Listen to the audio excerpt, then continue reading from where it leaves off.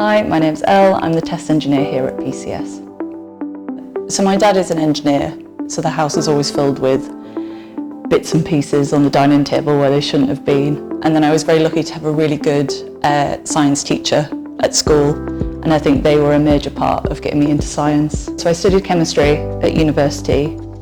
I loved it. I loved the practical element. I loved being able to make something, synthesize something and have a useful product at the end, be it a medical drug or a dye or a flavouring. So that's what I found approachable and fun about the big problem solving of chemistry. I think for all science, everybody has something to bring. Everybody has a natural instinct of how things work or how they think something would happen, and every single one of those values is as important as another.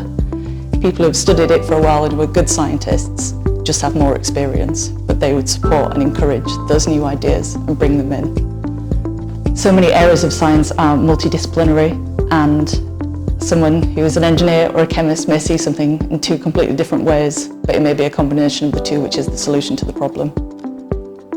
So I've done quite a broad range of jobs. I've worked for the Ministry of Justice for the government. I worked on the Mars Rover, and I worked in EV battery formulation before coming here.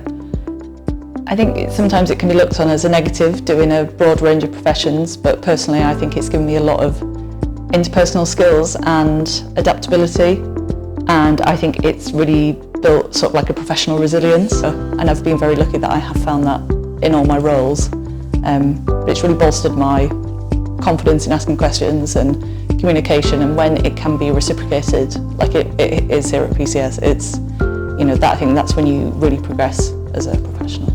I'd say my previous roles have been more of a traditional chemistry role in sort of formulation chemistry, optimising solutions and things like that. But PCS has been a lot more engineering heavy, which has been a very steep learning curve.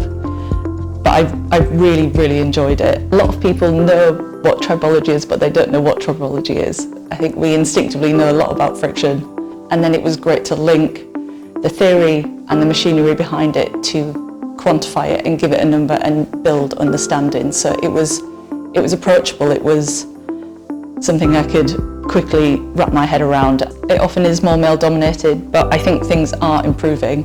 A lot of my female friends are also moving into engineering spaces, and you know, it's very important to hear different voices, different opinions. You know, the more minds we have working towards a solution, the quicker we'll get there, regardless of, you know, age or background. I'm very lucky here. They've been fantastic, the team around me.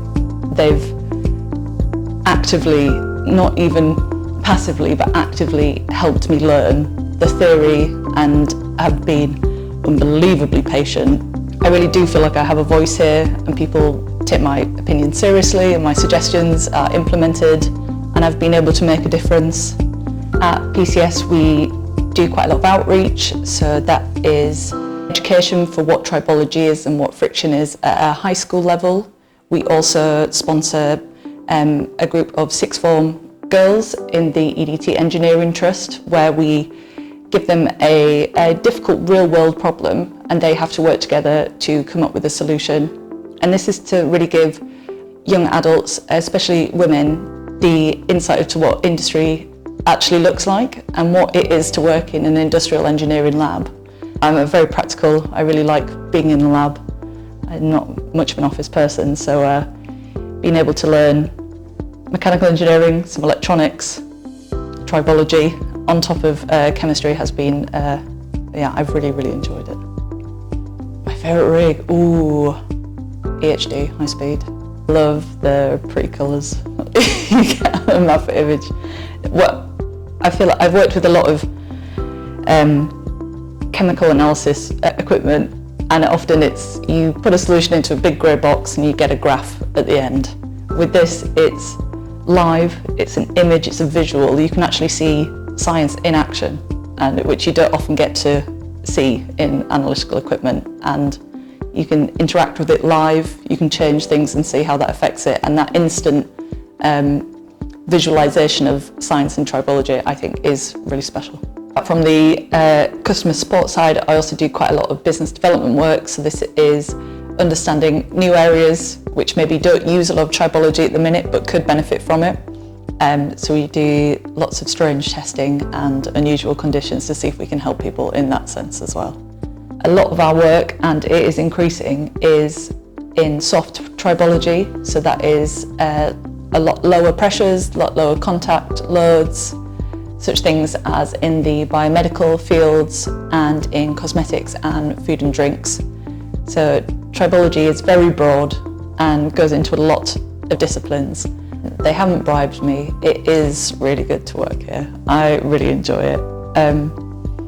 It's the sort of perfect mix of, it's an established company. We've got the security, the customer base, the customer relationships, but it's small enough that you can make a difference. Suggestions are listened to. It's also got a great social life, maybe too many pub trips and not enough books in the book club. But the people are wonderful and are always willing to lend a hand and have a cup of tea. So yeah, I really feel very lucky to work here. Yeah. In the future, I would like to lead some research. I think that would be fantastic. I would love to nurture some young scientists and see them grow and develop and work together as a team to produce great research that could help the industry we're in. That's something I'd really like to do. Thank you for watching. Oh, that was very nature documentary, wasn't it? It was a spring watch.